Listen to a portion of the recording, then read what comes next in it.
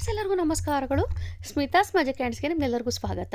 ಇವತ್ತು ನೋಡಿ ನಾನು ನಿಮಗೆ ಅಮಾವಾಸ್ಯೆ ಪೂಜೆ ವಿಧಾನ ಹಾಗೆ ವಿಶೇಷವಾದ ದೀಪಾರಾಧನೆ ಇನ್ನೂ ಸಾಕಷ್ಟು ಮಾಹಿತಿಗಳನ್ನ ತಿಳಿಸ್ಕೊಡ್ತಾ ಇದ್ದೇನೆ. ಈ ಅಮಾವಾಸ್ಯೆಗೆ ಮಾರ್ಗಶಿರ ಅಮಾವಾಸ್ಯೆ, ದರ್ಶ ಅಮಾವಾಸ್ಯೆ, ಎಳ್ಳು ಅಮಾವಾಸ್ಯೆ ಹೀಗೆ ನಾನಾ ರೀತಿಯಲ್ಲಿ ಕರೆಯುತ್ತಾರೆ. ಈ ಅಮಾವಾಸ್ಯೆ ನಮಗೆ ಪ್ರಾರಂಭವಾಗುವಂಥದ್ದು ಏನಪ್ಪ ಅಂತಂದರೆ 19ನೇ ತಾರೀಕು ಬೆಳಿಗ್ಗೆ 4:59 ಪ್ರಾರಂಭವಾಗಿರುವಂಥದ್ದು, ಮುಕ್ತಾಯವಾಗುವಂಥದ್ದು 20ನೇ ತಾರೀಕು 7:13 ಮುಕ್ತಾಯವಾಗುತ್ತದೆ. ನಾವು ಆಚರಣೆ ಮಾಡಬೇಕಾಗಿರುವಂಥದ್ದು 19ನೇ ತಾರೀಕು ಶುಕ್ರವಾರವೇ ಆಗಿರುತ್ತದೆ. ಶುಕ್ರವಾರ ಪೂರ್ತಿ ದಿವಸವೂ ಕೂಡ ನಮಗೆ ಅಮಾವಾಸ್ಯವಿರುತ್ತದೆ ನೋಡಿ. ಹಾಗೆಯೇ ನಾನು ಪೂಜೆ ವಿಧಾನ ತಿಳಿಸ್ಕೊಡೋದಕ್ಕಿಂತ ಮುಂಚೆ ನಿಮಗೆ ಒಂದು ಪ್ರಾಡಕ್ಟ್ ಬಗ್ಗೆ ಮಾಹಿತಿ ಕೊಡ್ತಾ ಇದ್ದೇನೆ. ಆ ಪ್ರಾಡಕ್ಟ್ ಯಾವುದು ಅಂತಂದರೆ ನಮಗೆ ಪೂಜೆಗೆ ಸಂಬಂಧಪಟ್ಟಿರುವಂಥದ್ದು. ಅಂದರೆ ನಾವು ಕಳಸಕ್ಕೆ ಪ್ರತಿ ಬಾರಿಯೂ ಕೂಡ ವಿಳೆದೆಲೆ ಇಟ್ಟೆ ನಾವು ಕಳಸವನ್ನು ಪ್ರತಿಷ್ಠಾಪನೆ ಮಾಡಿಕೊಳ್ಳುವಂಥದ್ದು. ಹಾಗಾಗಿ ನಾನು ಒಂದು ವಿಳೆದೆಲೆಯನ್ನು ತರಿಸಿ ನಿಮಗೆ ತಿಳಿಸ್ಕೊಡ್ತಾ ಇದ್ದೇನೆ. ಈ ವಿಳೆದೆಲೆ ನೋಡೋದಕ್ಕೆ ತುಂಬ ಚೆನ್ನಾಗಿದೆ. ಹಾಗೆಯೇ ಏನಪ್ಪ ಅಂತಂದರೆ ಸ್ವಲ್ಪ ತೆಳುವಾಗಿದೆ. ಅಂದರೆ ನೀವು ಸ್ವಲ್ಪ ಟ್ವಿಸ್ಟ್ ಮಾಡಿ ಅದನ್ನು ನೀವು ಒಂದು ಕಳಸದೊಳಗೆ ಇಡ್ಬೋದು. ಈ ಸ್ವಲ್ಪ ದಪ್ಪ ಇದ್ದರೆ ಏನಾಗ್ತಿತ್ತು ಅಂತಂದರೆ ಅದು ಕಳಸದೊಳಗೆ ಇಡೋದಕ್ಕೆ ಬರ್ತಿರಲಿಲ್ಲ.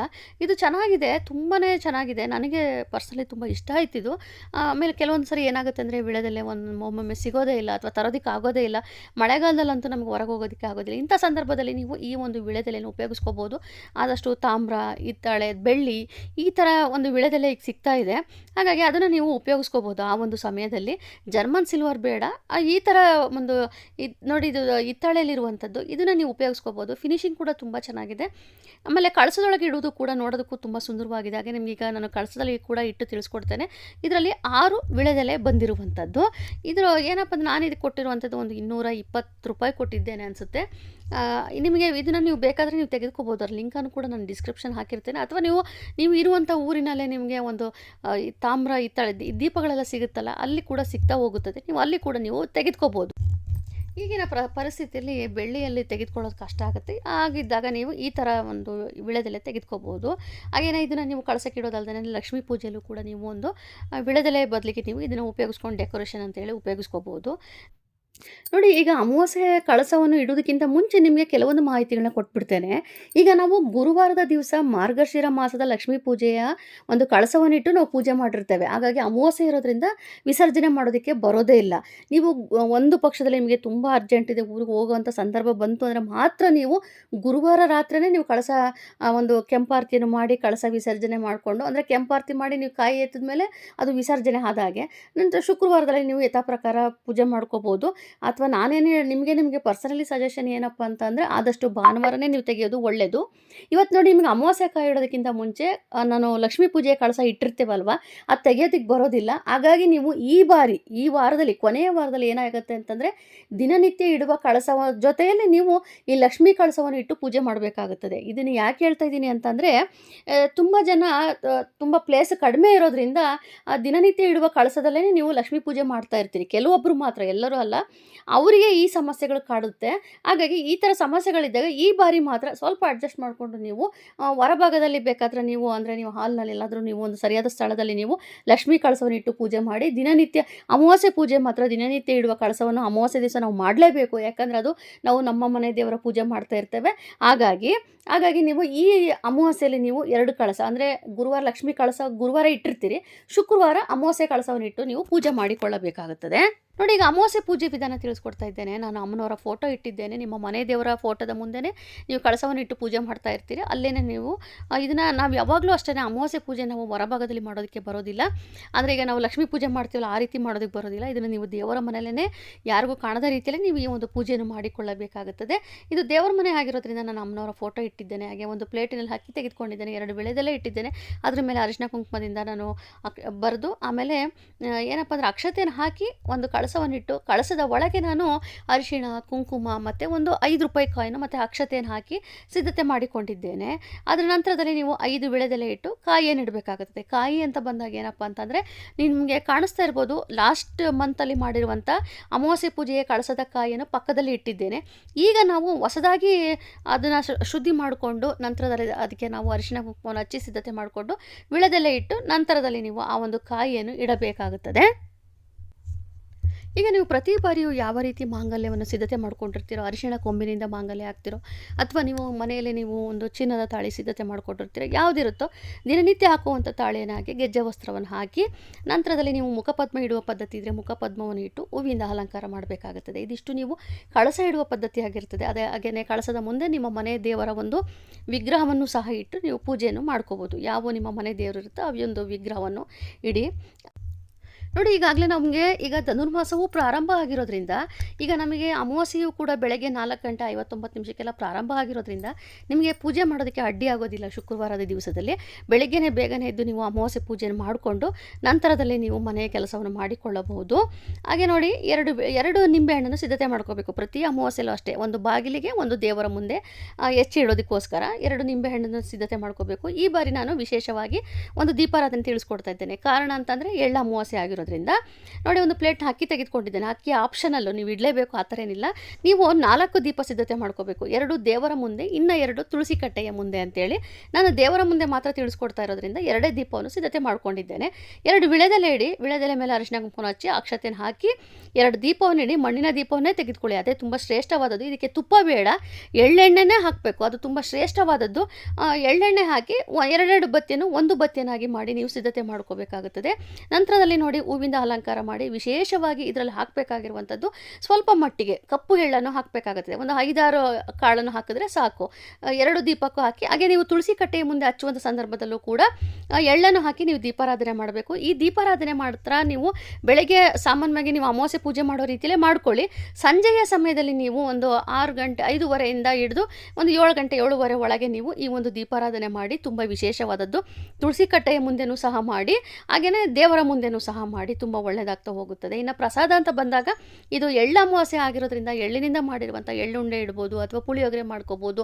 ನಿಮಗೆ ಏನು ಈಗ ಧನುರ್ಮಾಸವೂ ಆಗಿರೋದ್ರಿಂದ ಖಾರ ಪೊಂಗಲ್ ಮಾಡ್ಬೋದು. ನಿಮಗೆ ಏನು ಪ್ರಸಾದ ಅನಿಸುತ್ತೋ ಅದನ್ನೇ ಮಾಡ್ಕೋಬೋದು. ಅದ್ರ ಜೊತೆ ಸ್ವಲ್ಪ ಮಟ್ಟಿಗೆ ಮೊಸರನ್ನು ಮತ್ತು ಸಿದ್ಧತೆ ಮಾಡಿಕೊಂಡು ಸ್ವಲ್ಪ ಹೆಚ್ಚಿನ ಮಟ್ಟದಲ್ಲಿ ಎಳ್ಳನ್ನು ಹಾಕಿ ಅದನ್ನು ನೀವು ದೇವರ ಮುಂದೆ ಇಟ್ಟು ಪೂಜೆ ಮಾಡಿ, ಅಥವಾ ನಿಮ್ಮ ಹಿರಿಯರ ಫೋಟೋ ಇತ್ತು ಅಂತಂದರೆ ಅಲ್ಲಿ ಆ ಪ್ರಸಾದವನ್ನು ಇಟ್ಟು ಪೂಜೆ ಮಾಡಿಕೊಂಡು, ಪೂಜೆ ಎಲ್ಲ ಆದ ನಂತರದಲ್ಲಿ ಆ ಮೊಸರನ್ನವನ್ನು ಮಾತ್ರ ನೀವು ಸೇವನೆ ಮಾಡೋದಕ್ಕೆ ಬರೋದಿಲ್ಲ, ತೆಗೆದುಕೊಂಡೋಗಿ ನಿಮ್ಮ ಟೆರೆಸ್ ಮೇಲೆ ಇಡ್ಬೋದು, ಅಥವಾ ಎಲ್ಲಿಯಾದ್ರೂ ಪಕ್ಷಿಗಳು ಇತ್ತು ಅಂತಂದರೆ ಅಲ್ಲಿ ನೀವು ತೆಗೆದುಕೊಂಡು ಹೋಗಿ ಇಡೋದು ತುಂಬ ಒಳ್ಳೆಯದು.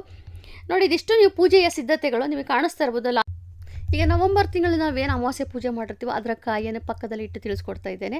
ಇದಿಷ್ಟು ನಾನು ಸಿದ್ಧತೆ ಮಾಡ್ಕೊಂಡಿರುವಂಥದ್ದು. ನೀವು ದೇವರ ಪೂಜೆ ಯಾವ ರೀತಿ ಮಾಡ್ತೀರೋ ಅದೇ ರೀತಿನೇ ಮಾಡಿ. ಇದಿಷ್ಟು ನೀವು ಹೆಚ್ಚಿನ ಮಟ್ಟದ ಸಿದ್ಧತೆ ಅಂತಂದರೆ ದೀಪಾರಾಧನೆ ಒಂದು ಪ್ರಸಾದ ಆಗಿರುತ್ತದೆ ಅಷ್ಟೇ, ಮತ್ತೇನು ಹೆಚ್ಚಿನ ಮಟ್ಟದಲ್ಲಿರೋದಿಲ್ಲ. ಹಾಗೆಯೇ ಎಳ್ಳು ಅಮಾವಾಸ್ಯೆ ಏನಪ್ಪ ಅಂತಂದರೆ ತುಂಬ ವಿಶೇಷವಾದದ್ದು. ಏನಪ್ಪ ಅಂತಂದರೆ ಎಳ್ಳನ್ನು ಬಳಸ್ಕೊಂಡು ಪಿತೃಗಳಿಗೆ ತರ್ಪಣೆ ಬಿಡುವಂಥದ್ದು, ಪೂಜೆ ಮಾಡುವಂಥದ್ದು ತುಂಬ ಅತ್ಯಂತ ಪವಿತ್ರವಾದ ದಿನವಾಗಿರುತ್ತದೆ. ಸಾಮಾನ್ಯವಾಗಿ ದಿನ ಮಾರ್ಗಶಿರ ಮಾಸ ಪುಷ್ಯ ಮಾಸದಲ್ಲೇ ನಮಗೆ ಈ ಒಂದು ಎಳ್ಳು ಅಮಾವಾಸ್ಯೆಯು ಬರುವಂಥದ್ದು. ಇದರ ಮಹತ್ವ ಏನಪ್ಪ ಅಂತಂದರೆ ಪಿತೃದೋಷ ಶಮನವಾಗುವಂಥದ್ದು, ಕುಟುಂಬಕ್ಕೆ ಸುಖ ಶಾಂತಿ ಸಿಗುವಂಥದ್ದು, ಆರೋಗ್ಯ ಐಶ್ವರ್ಯ ವೃದ್ಧಿ ಆಗುವಂಥದ್ದು, ಪಿತೃಗಳ ಆಶೀರ್ವಾದ ನಮಗೆ ಹೆಚ್ಚಾಗಿ ಸಿಗ್ತಾ ಹೋಗುತ್ತದೆ. ಆಮೇಲೆ ಶನಿ ರಾಹು ದೋಷ ಕೂಡ ಶಾಂತಿ ಸಿಗ್ತಾ ಹೋಗುತ್ತದೆ, ದಾರಿದ್ರ್ಯ ನಿವಾರಣೆ ಆಗ್ತದೆ.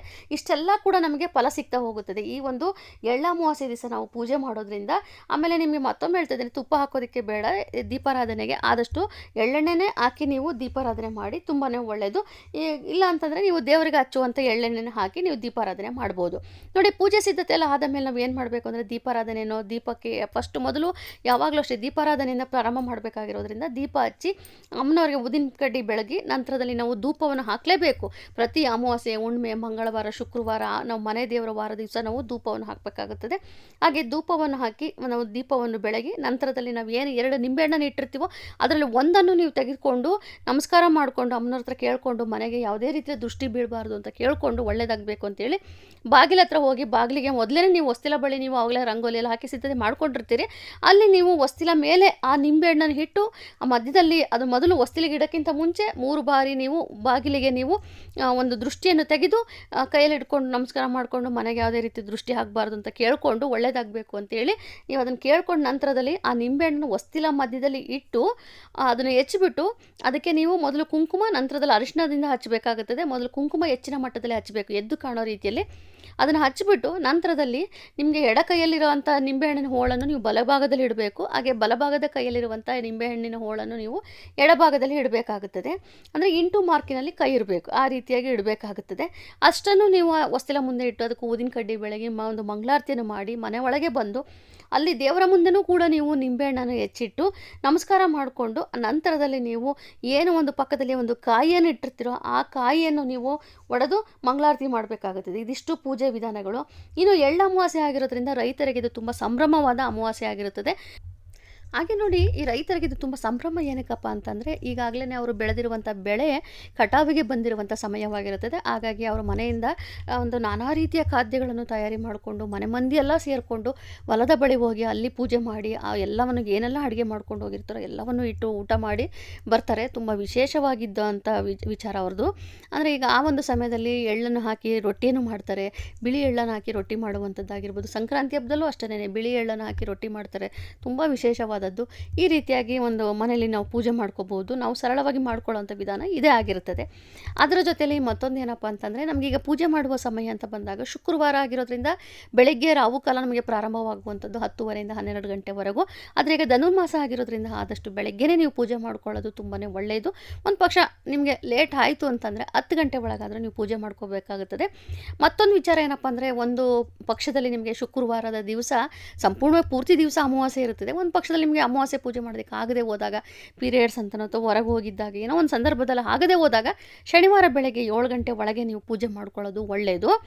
ಈಗಾಗಲೇ ಲಕ್ಷ್ಮೀ ಪೂಜೆ ತಿಳಿಸಿದ್ದೇನೆ. ಇನ್ನು ದೇವರ ಸಾಮಾನು ಶುದ್ಧಿ ಮಾಡ್ಕೊಳ್ಳೋದು ಅಂತ ಬಂದಾಗ ನಿಮಗೆ ಗುರುವಾರನೂ ಮಾಡ್ಕೊಳ್ಳೋದಕ್ಕೆ ಬರೋದಿಲ್ಲ. ಇಂದಿನ ದಿವಸವೇ ಅಂದರೆ ಬುಧವಾರದ ದಿವಸವೇ ನೀವು ಶುದ್ಧಿ ಮಾಡ್ಕೋಬೇಕಾಗುತ್ತದೆ. ಗುರುವಾರ ನಮಗೆ ಮಾರ್ಗಶಿರ ಮಾಸದ ಲಕ್ಷ್ಮೀ ಪೂಜೆ ಆಗಿರುತ್ತದೆ. ನೀವು ಲಕ್ಷ್ಮೀ ಪೂಜೆ ಆಚರಣೆ ಮಾಡಲಿ ಬಿಡಲಿ, ಅಂದಿನ ದಿವಸ ನಮಗೆ ಲಕ್ಷ್ಮೀ ಪೂಜೆ ವಿಶೇಷವಾಗಿರೋದ್ರಿಂದ ಅದರಲ್ಲೂ ಕೊನೆಯ ವಾರ ಆಗಿರೋದ್ರಿಂದ ಅವತ್ತು ನಮಗೆ ಯಾವುದೂ ಶುದ್ಧಿ ಮಾಡ್ಕೊಳ್ಳೋದಕ್ಕೆ ಬರೋದಿಲ್ಲ. ಇನ್ನು ಶುಕ್ರವಾರ ಸಂಪೂರ್ಣವಾಗಿ ಅಮಾವಾಸ್ಯೆ ಇರುತ್ತೆ. ಶನಿವಾರ ಬೆಳಗ್ಗೆನೂ ಕೂಡ ನಮಗೆ ಅಮಾವಾಸ್ಯೆ ಇರೋದ್ರಿಂದ ನೀವು ಆದಷ್ಟು ಇವತ್ತಿನ ದಿವಸವೇ ಬುಧವಾರದ ದಿವಸವೇ ನೀವು ದೇವರ ಮನೆಯನ್ನು ಶುದ್ಧಿ ಮಾಡ್ಕೊಳ್ಳೋದು ಒಳ್ಳೆಯದು. ನೋಡಿದ್ರಲ್ಲ, ನಾನು ಸಾಕಷ್ಟು ಮಾಹಿತಿಗಳು ಕೊಟ್ಟಿದ್ದೇನೆ, ಅದರ ಫಲಗಳನ್ನು ಕೂಡ ತಿಳಿಸ್ಕೊಟ್ಟಿದ್ದೇನೆ. ಹಾಗಾಗಿ ಧನುರ್ಮಾಸ ವಿಶೇಷ ಆಗಿರೋದ್ರಿಂದ ಎಲ್ಲ ಬೆಳಗ್ಗೆ ನೀವು ಬೇಗನೆ ಪೂಜೆ ಮಾಡೋದ್ರಿಂದ ಬೆಳಗ್ಗೆನೂ ದೀಪಾರಾಧನೆ ಮಾಡಿ, ಹಾಗೆ ಸಂಜೆಯ ಸಮಯದಲ್ಲೂ ಕೂಡ ನೀವು ಈ ಒಂದು ದೀಪಾರಾಧನೆ ಮಾಡಿ.